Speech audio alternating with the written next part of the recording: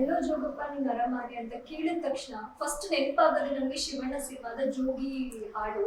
So ಆ cinema ಹಾಡಿಗೂ ಅಂದ್ರೆ ಆ ಸಿನಿಮಾಗೂ ಇದಕ್ಕೂ ಏನಾದ್ರು ಲಿಂಕ್ ಇದೆಯಾ ಅಥವಾ ಯಾವ ತರ ಕತೆ ಸಾಗುತ್ತೆ ಅಂತ ಈ ಸಿನಿಮಾದಲ್ಲಿ? ಎಲ್ಲೋ ಜೋಗಪ್ಪ ನೀನು ಅರಮನೆ ಸಿನಿಮಾ ಆ್ಯಕ್ಚುಲಿ ಅದು ಎಲ್ಲೋ ಜೋಗಪ್ಪ ನೀನು ಅರಮನೆ ಹಾಡಿದೆಯಲ್ಲ, ಅದು ಜನಪದ ಹಾಡೋದು. ಅದನ್ನು ಜೋಗಿಲ್ ಪ್ರೇಮ್ ಸರ್ ಚಂದವಾಗಿ ಬಳಸ್ಕೊಂಡಿದ್ರು. ಅದನ್ನು ಆ ಪಲ್ಲವಿ ಮಾತ್ರ ಬಳಸ್ಕೊಂಡು ಚರಣ ಹಾಕಿದ್ರು. ಸೊ ಜನಪದ ಆಗಿ ಒಂದು ಮಟ್ಟಕ್ಕೆ ಪಾಪ್ಯುಲರ್ ಆದರೆ ಕಮರ್ಷಿಯಲ್ ಸಿನಿಮಾದಲ್ಲಿ ಅದು ಇನ್ನೊಂದು ಥರ ಪಾಪ್ಯುಲರ್. ಅದು ಆ ಹಾಡಿನ ಭಾವಾರ್ಥ ಇದೆಯಲ್ಲ, ಅದು ನಮ್ಮ ಸಿನಿಮಾದ ಕತೆಗೆ ಸೂಟ್ ಆಗ್ತಿದೆ, ಅದಕ್ಕೆ ಅದನ್ನು ಬಳಸ್ಕೊಂಡ್ವಿ. ಅಂದರೆ ಎಲ್ಲೋ ಜೋಗಪ್ಪ ನೀನು ಅರಮನೆ ಅನ್ನುವ ಟೈಟಲ್ಗೆ ಒಂದು ನ್ಯಾಯನ ಕೊಡುತ್ತೆ ನಮ್ಮ ಕತೆ. ಯಾಕಂದರೆ ಇಲ್ಲಿ ನಾಯಕ ಹುಡುಕಾಟದಲ್ಲಿದ್ದಾನೆ, ಅವನೇನೋ ಹುಡ್ಕೊಂಡು ಹೊರಟಿದ್ದಾನೆ. ಇದೊಂದು ಎಮೋಷ್ನಲ್ ಜರ್ನಿ ಸಿನಿಮಾ ಆಗಿರೋದ್ರಿಂದ ನೆಲಮಂಗಲ ಟೋಲಿಂದ ಹೊರಟವನು ಹಿಮಾಲಯದವರೆಗೂ ಹೋಗ್ತಾನೆ. ಅವನೇನು ಹುಡುಕ್ತಾ ಇದ್ದಾನೆ, ಎಲ್ಲಪ್ಪ ಜೋಗಪ್ಪ ನಿನ್ನ ಅರಮನೆ ಅಂತ ಪ್ರಶ್ನೆ ಮಾಡೋ ಥರದ ಅರ್ಥನೇ ಎಲ್ಲೋ ಜೋಗಪ್ಪ ನಿನ್ನ ಅರಮನೆ. ಆ ಪ್ರಶ್ನೆಗಳಿಗೆ ಉತ್ತರ ಸಿಗುತ್ತೆ, ಅವನ ಉತ್ತರದ ಹುಡುಕಾಟದಲ್ಲಿದ್ದಾನೆ.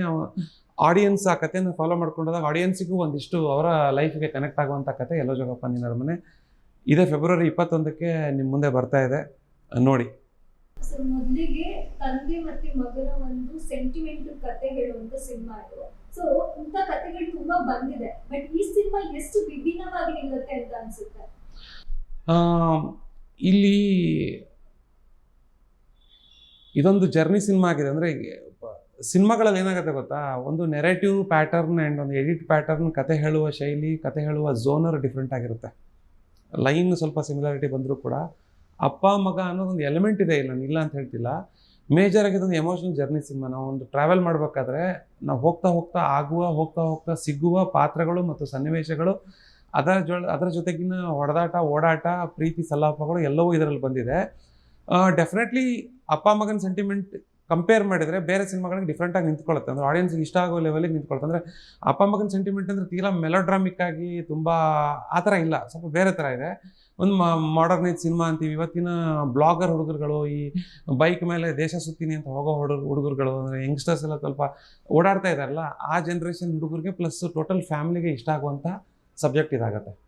ಓಕೆ, ಈ ಸಿನಿಮಾ ಕತೆ ರೆಡಿ ಆದಾಗ ಈ ಪಾತ್ರಕ್ಕೆ ಇಂಥವ್ರೆ ಅಂತ ಅಂಜನ್ ಆಗಿರ್ಬೋದು ಅಥವಾ ಸಂಜನಾ ಆಗಿರ್ಬೋದು, ವೇಣಿ ಆಗಿರ್ಬೋದು, ಹೇಗೆ ಆಯ್ಕೆ ಆಗ್ತೀವಿ ಸರ್?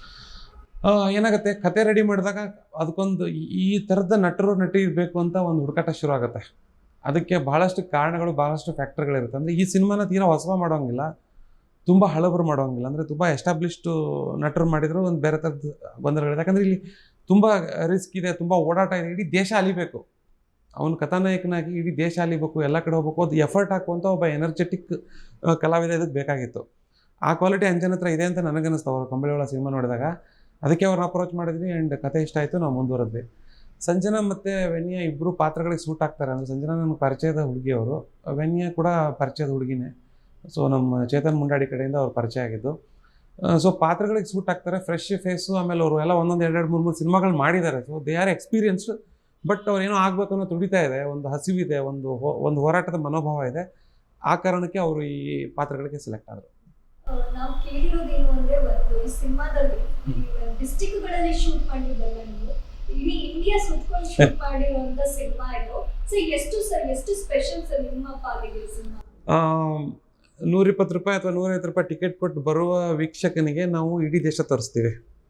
ದೇಶದ ಯಾತ್ರೆ ಆಗುತ್ತೆ, ಕೋಶ ಓದು ದೇಶ ನೋಡು ಅಂತ ಹೇಳಿದಾರಲ್ಲ, ನಾನು ಈ ಮೂಲಕ ವೀಕ್ಷಕರಿಗೆ ಹೇಳ್ತೀನಿ, ಬನ್ನಿ ದೇಶ ನೋಡೋಣ ಅಂತ ಹೇಳ್ತೀನಿ. ಕಾರಣ ಏನಂದರೆ, ಕಥೆಯಾಗಿದ್ದು 3000 ಕಿಲೋಮೀಟರ್ ಟ್ರಾವೆಲ್ ಮಾಡುತ್ತೆ. ಬೆಂಗಳೂರಿಂದ ಹಿಮಾಲಯ 3000 ಕಿಲೋಮೀಟರ್, 2,500-3,000 ಕಿಲೋಮೀಟರ್ ಟ್ರಾವೆಲ್ ಆಗುತ್ತೆ. ಕರ್ನಾಟಕದ ಬೆಂಗಳೂರು, ಕರ್ನಾಟಕದ ಉತ್ತರ ಭಾಗ, ಉತ್ತರ ಕರ್ನಾಟಕದ ಕಲ್ಚರು, ಅಲ್ಲಿಯೇ ಒಂದಿಷ್ಟು ವಾತಾವರಣ, ಮಹಾರಾಷ್ಟ್ರ, ಪಂಡ್ರಾಪುರ, ಅಲ್ಲಿಂದ ಮಧ್ಯಪ್ರದೇಶ, UP, ಉತ್ತರಾಖಂಡು, ಆಮೇಲೆ ಡೆಲ್ಲಿ, ಆಗ್ರಾ, ಹಿಮಾಚಲ್ ಪ್ರದೇಶ, ಕತೆ ಟ್ರಾವೆಲ್ ಆಗ್ತಾ ಹೋಗುತ್ತೆ. ಪಾತ್ರ ಟ್ರಾವೆಲ್ ಆಗ್ತಾ ಬೇರೆ ಬೇರೆ ಜಿಯೋಗ್ರಫಿಗಳು, ಬೇರೆ ಬೇರೆ ಟೆರೈನ್ಗಳು, ಬೇರೆ ಬೇರೆ ಪಾತ್ರಗಳೆಲ್ಲ ಬರ್ತಾ ಹೋಗುತ್ತೆ. ಸೊ ಹಾಗೆ ಈ ಸಿನಿಮಾ ವಿಭಿನ್ನ ಆಗ್ತಾ ಹೋಗುತ್ತೆ, ವೀಕ್ಷಕರಿಗೆ ಅಲ್ಲಿ ಒಂದು ಮಜಾ ಕೊಡುತ್ತೆ ಅಂತ ನಾನು ಬಲವಾಗಿ ನಂಬಿದ್ದೀನಿ. ಅಂದ್ರೆ ಈಗ ಈ ಸಿನಿಮಾ ಟೈಟಲ್ ಏನಿದೆ, ನಮ್ಗೆ ಜನಪದ ಹಾಡಾಗಿ, ಸಿನಿಮಾ ಹಾಡಾಗಿ ತುಂಬಾ ಜನಕ್ಕೆ ಕನೆಕ್ಟ್ ಆಗಿರುವಂತ ಲೈನ್ ಇದೆ. ಸೊ ನೀವಂದ್ರೆ ಈ ಸಿನಿಮಾ ಕತೆಗೆ ಒಂದು ಆಕ್ಟ್ ಆಗಿದೆ ಇದು, ಅದಕ್ಕೆ ಈ ಟೈಟಲ್ ಇಟ್ವಿ ಅಂತ ಹೇಳಿದ್ರಿ. ಸೊ ಅದ್ರ ಬಗ್ಗೆ ಒಂದು ಹಿಂಟ್ ಬಿಟ್ಟು ಕೊಡೋದಾದ್ರೆ? ಹಿಂಟ್ ಅಂದ್ರೆ ಏನು ಗೊತ್ತಾ, ಜೋಗಿ ಅಂದರೆ ಜೋಳಿಗೆ ಹಿಡ್ಕೊಂಡು ಹೋಗೋವನು, ಎಲ್ಲೋ ಜೋಗಪ್ಪ ನಿನ್ನರ ಮನೆ ಅಂದರೆ ಜೋಗಿ ಜಂಗಮರು ಜೋಳಿಗೆ ಹಿಡ್ಕೊಂಡು ಹೋಗ್ತಾರೆ, ಭಿಕ್ಷೆ ಬೇಡ್ಕೊಂಡು ಊರೆಲ್ಲ ದೇಶ ಅಲ್ಕೊಂಡಿರ್ತಾರೆ ಅನ್ನೋದು ಆ ಅರ್ಥ ಅದು. ಇಲ್ಲಿ ನಮ್ಮ ಕಥಾನಾಯಕ ಆದಿ ಅವನು ಬ್ಯಾಕ್ ಪ್ಯಾಕ್ ಅಂದರೆ ಬ್ಯಾಗ್ ಹಾಕೊಂಡು ಹೊಟ್ಟಿದ್ದಾನೆ, ಬ್ಯಾಗನ್ನೇ ನಾವು ಜೋಳಿಗೆ ಅನ್ಕೋಬೋದು. ಅಂದರೆ ಅವನೇನೋ ಒಂದು ಹುಡುಕಾಟದಲ್ಲಿ ಒಂದು ಅಲೆಮಾರಿ ಥರ ಅಲಿತಾ ಇದ್ದಾನೆ, ದೇಶ ತುಂಬ ಅಲಿತಾ ಇದ್ದಾನೆ. ಸೊ ಆ ಕಾರಣಕ್ಕೆ ಇದು ಇವನೊಬ್ಬ ಮಾಡರ್ನ್ ಜೋಗಿ ಅಂತ ಹೇಳ್ಬೋದು, ಮಾಡರ್ನ್ ಜೋಗಯ್ಯ ಅಂತ ಹೇಳ್ಬೋದು. ಆ ಆ್ಯಂಗಲ್ಲಿ 100% ಆಪ್ಟ್ ಆಗುತ್ತೆ ಟೈಟಲ್. ಮತ್ತೊಂದು ನೀವು ಕಿರುತೆರೆಯಲ್ಲಿ ಸಕ್ಸಸ್ಫುಲ್ ನಿರ್ದೇಶಕ, ಯಾಕಂದ್ರೆ ನಾಗಿಣಿ ಇರ್ಬೋದು, ಅಗ್ನಿ ಸಾಕ್ಷಿ ಇರ್ಬೋದು, ನೀವು ಮಾಡಿರುವಂತ ಸೀರಿಯಲ್ ಎಲ್ಲ ಹಿಟ್ಟು, ಅದು ಮುಟ್ಟಿದೆಲ್ಲ ಚಿನ್ನ ಅಂತ ಹೇಳ್ಬೋದು ಸರ್. ಸಿನಿಮಾ ಅಂತ ಬಂದಾಗ ಎಸ್ ಡೈರೆಕ್ಷನ್ ಅನ್ನೋದು ಒಂದೇ, ಬಟ್ ಸ್ವಲ್ಪ ಅನುಭವಗಳು ಅಥವಾ ತಯಾರಿಗಳು ಬೇರೆ ಬೇರೆ ತರ ಇರ್ಬೋದು.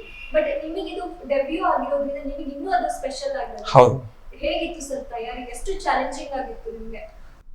ಪ್ರಾಜೆಕ್ಟ್ಗಳು ನಾವು ಟಿ ವಿಲಿ ಮಾಡಲಿ ಅಥವಾ ಸಿನಿಮಾದಲ್ಲಿ ಮಾಡಲಿ, ನಮ್ಮ ಕೆಲಸ ನಾವು ಮಾಡ್ತೀವಿ. ಇಟ್ ಆಲ್ ಹ್ಯಾಪನ್ಸ್, ಎಲ್ಲವೂ ಆಗುತ್ತಂತೆ. ಅಂದರೆ ಅಗ್ನಿಸಾಕ್ಷಿ, ನಾಗಿಣಿ ಎಲ್ಲವೂ ನಾವು ನಮ್ಮ ಇನ್ನೋಸೆಂಟಾಗಿ ನಮ್ಗೆ ಅನಿಸಿದ್ದನ್ನು ಮಾಡ್ತಾ ಹೋಗಿದ್ದೀವಿ ಕೆಲಸ. ಸಕ್ಸಸ್ನ ಜನ ಕೊಟ್ಟಿದ್ದಾರೆ. ಯಾವತ್ತಿಗೂ ನಾವು ತುಂಬ ನಾನು ಹಾಗೆ ನಾನು ಹಿಂಗೆ ಅಂತ ನಮ್ಮ ಬೆನ್ನನ್ನು ನಾವು ಚಪ್ಪರಿಸ್ಕೊಳ್ಳೋ ಕೆಲಸ ಮಾಡಬಾರ್ದು. ಕೆಲಸ ಮಾಡ್ತಾ ಹೋಗ್ಬೇಕು, ನಾವು ಒಳ್ಳೆ ಕೆಲಸ ಮಾಡ್ತಾ ಹೋಗ್ಬೇಕು, ನಾವು ಮಾಡಿದ್ದನ್ನು ಆರಾಮಾಗಿ ಕೊಡ್ತಾ ಹೋಗ್ಬೇಕು. ನಾನು ಇವತ್ತಿಗೂ ತುಂಬ ಪ್ರಚಾರ ತುಂಬ ಎಲ್ಲ ನನಗೆ ಇಷ್ಟಪಡಲ್ಲ. ಅಂದರೆ ಕೆಲಸ ಮಾಡೋದು ಆಗುತ್ತೆ, ತಾನೇ ತಗೊಂಡು ಹೋಗುತ್ತೆ ಅಂತ. ಆ ಆ್ಯಂಗಲಲ್ಲಿ ಎಲ್ಲೋ ಜೋಗಪ್ಪ ಕೂಡ ಚಂದವಾಗಿ ನಿಂತ್ಕೊಳ್ಳುತ್ತೆ. ಅಂದರೆ ಒಂದು ಅದ್ಭುತ ಪರ್ಫಾರ್ಮೆನ್ಸ್ ಪ್ಯಾಕೇಜ್, ವಿಜುವಲಿ ಒಂದು ಬೇರೆ ಬೇರೆ ಪ್ರಾಂತ್ಯಗಳು, ಬೇರೆ ಬೇರೆ ರಾಜ್ಯಗಳು, ಇಡೀ ದೇಶ ಸುತ್ತಿದ್ದೀವಿ. ಪ್ಲಸ್ ಸ್ಕ್ರೀನ್ ಪ್ಲೇ ಆಗಿ ಒಂದು ನೆರೇಟಿವ್ ಪ್ಯಾಟರ್ನ್, ಒಂದು ಎಡಿಟ್ ಪ್ಯಾಟರ್ನ್ ಬೇರೆ ಥರ ಇದೆ. ಕಾಸ್ಟಿಂಗ್ ಫ್ರೆಶ್ ಇದೆ. ಹೊಸಬರೇ ಆಗಿದ್ರು ಕೂಡ ಅವರು ಆಪ್ತರಾಗ್ತಾರೆ. ಅವರಿಗೆ ಇಮೇಜ್ ಇಲ್ಲ ಅನ್ನೋದೇ ಪ್ಲಸ್ ಆಗುತ್ತೆ. ಈಗ ಈ ಪಾತ್ರಗಳಿಗೆ ಒಬ್ಬ ಇಮೇಜ್ ಇರೋ, ತುಂಬ ಇಮೇಜ್ ಇರೋ ಒಬ್ಬ ನಟ ಅಥವಾ ಎಸ್ಟಾಬ್ಲಿಷ್ಡ್ ಆರ್ಟಿಸ್ಟ್, ಎಸ್ಟಾಬ್ಲಿಷ್ಡ್ ನಟಿ ಬಂದರೆ ಅವರ ಇಮೇಜ್ ಆಗಿ ಅದು ಇದಾಗುತ್ತೆ ವಿನ ಇಲ್ಲಿ ಇವರು ಎಲ್ಲರೂ ಪಾತ್ರಗಳಾಗಿದ್ದಾರೆ. ಸೊ ಆ ಆ್ಯಂಗಲಲ್ಲಿ ಆಡಿಯನ್ಸಿಗೆ ಇದು ತುಂಬ ಇಷ್ಟ ಆಗುತ್ತೆ ಅಂತ ನಾನು ಬಲವಾಗಿ ನಂಬ್ತೀನಿ. ಸಿನಿಮಾ ಮತ್ತು ಸೀರಿಯಲ್ಲು ಟೋಟಲಿ ಡಿಫ್ರೆಂಟ್ ಅಂತಂದರೆ ಡಿಫ್ರೆಂಟು, ಇಲ್ಲ ಅಂದರೆ ಡಿಫ್ರೆಂಟ್, ಇಲ್ಲ ಅಂದರೆ ಇಲ್ಲ, ಎರಡೂ ಮ್ಯಾಚ್ ಆಗುತ್ತೆ.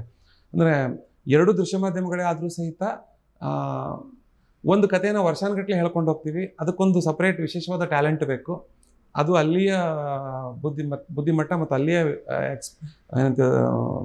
ಒಂದು ಕರಕುಶಲತೆ ಅಂತೀವಲ್ಲ, ಆ ಥರದ್ದು. ಸಿನಿಮಾ ಒಂದು ಎಷ್ಟೇ ದೊಡ್ಡ ಕತೆ, ಎಷ್ಟೇ ದೊಡ್ಡ ಕ್ಯಾನ್ವಾಸ್ ಮಾಡಲಿ, ನಾವು ಅದನ್ನು 2 ಅವರ್ಗೆ ಇಳಿದು ಕ್ರಿಸ್ಪಾಗಿ, ಕ್ಲೀನಾಗಿ, ಕಾಂಪ್ಯಾಕ್ಟಾಗಿ, ಕಂಪ್ರೆಸ್ಡಾಗಿ ಹೇಳಬೇಕು. ಇದೊಂದು ಟ್ಯಾಲೆಂಟು. ಎರಡೂ ಬೇರೆ ಬೇರೆ, ಎರಡನ್ನೂ ಅಭ್ಯಾಸ ಮಾಡಿಕೊಂಡು ನಾನು ನೀಟಾಗಿ ಕೆಲಸ ಮಾಡಿದ್ದೀನಿ ಅಂತ ನಾನು ಈ ಮೂಲಕ ಹೇಳೋಕ್ಕೆ ಇಷ್ಟಪಡ್ತೀನಿ. ಮತ್ತೊಂದು, ಈ ಸಿನಿಮಾನ ನೀವು ಕರ್ನಾಟಕ ಬಿಟ್ಟು ನಮ್ಮ ಇಂಡಿಯಾದಲ್ಲಿ ಬೇರೆ ಬೇರೆ ಕಡೆ ಎಲ್ಲ ಶೂಟ್ ಮಾಡಿದ್ದೀರಾ.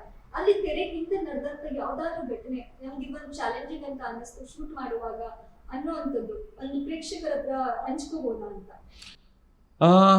ಡೆಫಿನೆಟ್ಲಿ ಹಂಚ್ಕೋಬೋದು. ನಾವು ಹಿಮಾಲಯದಲ್ಲಿ, ಅಂದರೆ ಮನಾಲಿಯಿಂದ ಮುಂದಕ್ಕೆ ರೋಟಾಂಗ್ ಪಾಸ್ ಅಂತಿದೆ, ಸ್ಪಿಟಿ ವ್ಯಾಲಿ, ಅಲ್ಲಿ ಶೂಟ್ ಮಾಡ್ತಾ ಇದ್ವಿ. ಶೂಟ್ ಮಾಡಿ ಮಧ್ಯಾಹ್ನ 12 ಗಂಟೆಗೆ ಅಲ್ಲಿ ಪ್ಯಾಕಪ್ ಆಯಿತು. ಸ್ವಲ್ಪ ಸ್ನೋಫಾಲ್ ಶುರು ಆಯಿತು. 12ವರೆಗೆ ನಮ್ದು ಅಲ್ಲಿಂದ ಶಿಫ್ಟ್ ಇತ್ತು. ನಾವು ಕೆಳಗೆ ಇಳಿತಾ ಇದ್ವಿ. ತುಂಬ ಸ್ನೋಫಾಲ್ ಆಯಿತು. ಕೆಳಗೆ ಬಂದು ನೋಡಿದರೆ ಮೇಲಿರೋ 18-20 ಗಾಡಿಗಳು ಆಕ್ಸಿಡೆಂಟ್ ಆಗಿ 5-6 ಜನ ಸತ್ತೋದ್ರು. ಒಂದು 34 ಜನರಿಗೆ ಇದಾಯಿತು ಅಂತ ಹೇಳಿದ್ರು. ಅಂದರೆ ನಾವು ಒಂದೆಷ್ಟು ಸ್ನೋಫಾಲ್ ಶುರು ಆಗೋ ಟೈಮಿಗೆ ಎಕ್ಸಿಟ್ ಆಗಿ ನಾವು ಬಚಾವಾದ್ವಿ. ತುಂಬ ಪ್ರಪಾತದಲ್ಲಿ ಗಾಡಿ ಬಿದ್ದಿದೆ ಅಂತೆಲ್ಲ ಕೇಳ್ಪಟ್ಟೆ. ಅದೊಂದು ತುಂಬ ಒಂದು ವಿಚಿತ್ರವಾದ ಇದು ನಮಗೆ, ದೇವರೇ ನಮ್ಮನ್ನು ಕಾಪಾಡಿದೆ ಅಂತ ಅಂದ್ಕೊಂಡು. ಅಂದರೆ ಈ ಇಡೀ ಸಿನಿಮಾದಲ್ಲಿ ಏನಂತ ಹೇಳೋದು ಅಂದರೆ, ದಿನ ಬೆಳಗಾದ್ರೆ ನಾವು ಕ್ಯಾಮ್ರಾ ತೊಗೊಂಡು ಬೇರೆ ಬೇರೆ ಜಾಗಕ್ಕೆ ಹೋಗ್ತೀವಿ, ಬೇರೆ ಬೇರೆ ಚಾಲೆಂಜಸ್ಸು, ನೀರಲ್ಲಿ ಹೋಗ್ತೀವಿ, ಆಮೇಲೆ ಹಿಮದಲ್ಲಿ ಹೋಗ್ತೀವಿ, ಮರಳುಗಾಡಲ್ಲಿ ಹೋಗ್ತೀವಿ, ಬಯಲುಸೀಮೆಯಲ್ಲಿ ಹೋಗ್ತೀವಿ, ಒಣ ಪ್ರದೇಶದಲ್ಲಿ ಮಾಡ್ತೀವಿ, ಫಾರೆಸ್ಟಲ್ಲಿ ಶೂಟ್ ಮಾಡಿದ್ದೀವಿ. ಸೊ ಹಿಂಗೆ ಡಿಫ್ರೆಂಟ್ ಆಗಿರೋದ್ರಿಂದ ಎಲ್ಲವೂ ವಿಶೇಷ ಅಂತಲೇ ಹೇಳೋಕ್ಕೆ ಇಷ್ಟಪಡ್ತೀನಿ ನಾನು. ಮತ್ತೊಂದು ಈ ಸಿನಿಮಾಗೆ ಒಂದು ಪಕ್ಕಾ ಪೈಸಾ ವಸೂಲ್ ಸಿನಿಮಾ ಅಂತ ನಾವು ಹೇಳೋದಾದ್ರೆ, ಸಿನಿಮಾದ ಒಂದು ಹೈಲೈಟ್ಸ್, ನೀವು ಬನ್ನಿ ನಿಮ್ಗೆ ಕೊಡೋ ದುಡ್ಡಿಗೆ ಮೋಸ ಆಗಲ್ಲ ಅಂತ ಹೇಳೋದಾದ್ರೆ ಆಡಿಯನ್ಸಿಗೆ ಏನು ಹೇಳ್ತೀರಾ ಸರ್? ಅದೇ ಹೇಳಿದ್ನಲ್ಲ ನಾನು, ಇದೊಂದು ಜರ್ನಿ ಸಿನಿಮಾ ಆಗಿದ್ದೇ ಒಂದು ವಿಶೇಷ. ಈ ಸಿನಿಮಾದ ಇತಿಹಾಸ ಅಂತ ತೆಗೆದು ನೋಡಿದಾಗ ಜರ್ನಿ ಸಿನಿಮಾಗಳೆಲ್ಲವೂ ಗೆದ್ದಿದೆ. ಜರ್ನಿ ಸಿನಿಮಾಗಳೆಲ್ಲವನ್ನೂ ಜನರು ಭಾಳ ಪ್ರೀತಿಯಿಂದ ಆಕ್ಸೆಪ್ಟ್ ಮಾಡಿದ್ದಾರೆ. ಕನ್ನಡದ ಮಟ್ಟಿಗೆ ಹೇಳ್ಬೇಕಂದ್ರೆ ರೀಸೆಂಟಾಗಿ ಚಾರ್ಲಿ, ಅಂಬಾರಿ ಮತ್ತು ಒಲವೇ ಮಂದಾರ, ಹಿಂದಿನಲ್ಲಿ ಜಿಂದಗಿ ನಾಮೇಲೆಗೆ ದುಬಾರ, ಇವೆಲ್ಲವೂ ಜರ್ನಿ ಸಿನಿಮಾಗಳು.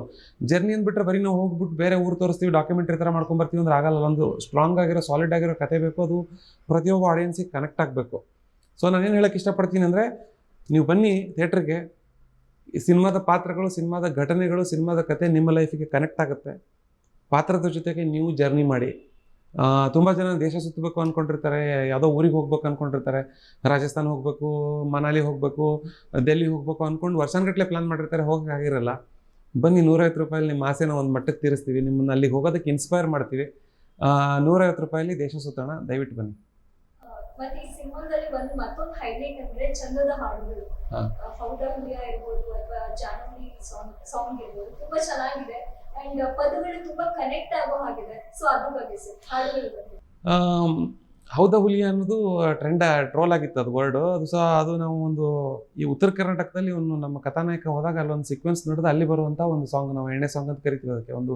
ಒಂದು ಗ್ಯಾಂಗ್ಸ್ಟರ್ಗಳು ಅವರವರೇ ಕುಡ್ಕೊಂಡು ತಿನ್ಕೊಂಡು ಹಾಡು ತಮಾಷೆ ಮಾಡುವಂಥ ಹಾಡೋದು. ಅದನ್ನು ಆ ಕಾರಣಕ್ಕೆ ಆ ಥರ ಉತ್ತರ ಕರ್ನಾಟಕದ ಭಾಷೆಯಲ್ಲಿ ಬಳಸ್ಕೊಂಡು ಇದು ಮಾಡಿದ್ವಿ. ಜಾಣಮರಿ ಅನ್ನೋ ಹಾಡು ಹುಡುಗ ಹುಡುಗಿ ಇಬ್ಬರು ಹೀರೋ ಹೀರೋಯಿನ್ ಇಬ್ಬರು ಪಂಡ್ರಾಪುರದ ವಾತಾವರಣದಲ್ಲಿ ಸಿಗ್ತಾರೆ. ಮಹಾರಾಷ್ಟ್ರ ನಮ್ಮ ಪಾಂಡುರಂಗ ವಿಠಲನ ದೇವಸ್ಥಾನ ಇದೆಯಲ್ಲ, ಆ ಒಂದು ಇಡೀ ಬ್ಲಾಕ್ ಅಲ್ಲಿ ಶೂಟ್ ಆಗಿದೆ. ಒಂದು ಸುಂದರವಾದ ಅಟ್ಮಾಸ್ಫಿಯರ್ ಆ್ಯಕ್ಚುಲಿ ಅದು. ಕನ್ನಡಕ್ಕೆ ಫ್ರೆಶ್, ಕನ್ನಡದ ಯಾವ ಸಿನಿಮಾಗಳು ಅಲ್ಲಿ ಪಂಡ್ರಾಪುರದಲ್ಲಿ ಶೂಟ್ ಆಗಿಲ್ಲ ಅಥವಾ ಮಹಾರಾಷ್ಟ್ರೀಯನ್ ಕಲ್ಚರ್ನ ತೋರಿಸಿಲ್ಲ. ಕನ್ನಡದ ಸಿನಿಮಾನೇ ಅಲ್ಲಿ ಕತೆ ಟ್ರಾವೆಲ್ ಆಗಿ ಹೋದಾಗ ಅದನ್ನು ಆ ವಾತಾವರಣ ನೋಡೋದು ಚೆಂದ. ಸೊ ಅಲ್ಲಿ ಅವರಿಬ್ಬರ ಭೇಟಿ, ಅವರಿಬ್ಬರ ಗೆಳೆತನ ಬಿಲ್ಡ್ ಆಗೋದಕ್ಕೆ ಜಾಣಮರಿ ಸಾಂಗ್ ಮಾಡಿದ್ವಿ. 2 ಸಾಂಗ್ಗಳು ನೋಡಿರೋರೆಲ್ಲ ತುಂಬ ಇಷ್ಟಪಟ್ಟಿದ್ದಾರೆ, ಯೂಟ್ಯೂಬಲ್ಲಿ ಚೆನ್ನಾಗಿ ಹೋಗ್ತಿದೆ. ಸೊ ಖುಷಿಯಾಗಿದ್ದೀವಿ ನಾವು. ಕಡೆಯದಾಗಿ ಸರ್, ಆಡಿಯನ್ಸಿಗೆ ಏನು ಹೇಳಕ್ಕೆ ಇಷ್ಟಪಡ್ತೀರಾ ಸರ್?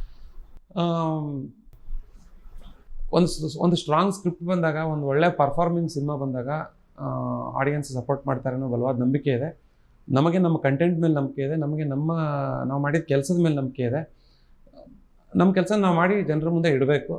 ಅದು ಆಟೋಮೆಟಿಕ್ಕಾಗಿ ತಾನಾಗೆ ಜನ ಒಂದು ಪ್ರೀತಿ ವಿಶ್ವಾಸ ತೋರಿಸ್ತಾರೆ. ತಾನಾಗೆ ಸಕ್ಸಸ್ ತಾನೇ ನ್ಯೂಕ್ಲಿಯರ್ ಎಫೆಕ್ಟ್ ಥರ ಸ್ಪ್ರೆಡ್ ಆಗ್ತಾ ಹೋಗುತ್ತೆ. ಒಬ್ಬ ಸಿನಿಮಾ ನೋಡ್ತಾನೆ ಚೆನ್ನಾಗಿದೆ ಅಂತ ಇಬ್ಬರಿಗೆ ಹೇಳಿದ್ರೆ ಮತ್ತೆ ಇಬ್ಬರು ಬರ್ತಾರೆ, ಈ ಥರ ಅದು ಆಗ್ತಾ ಹೋಗುತ್ತೆ.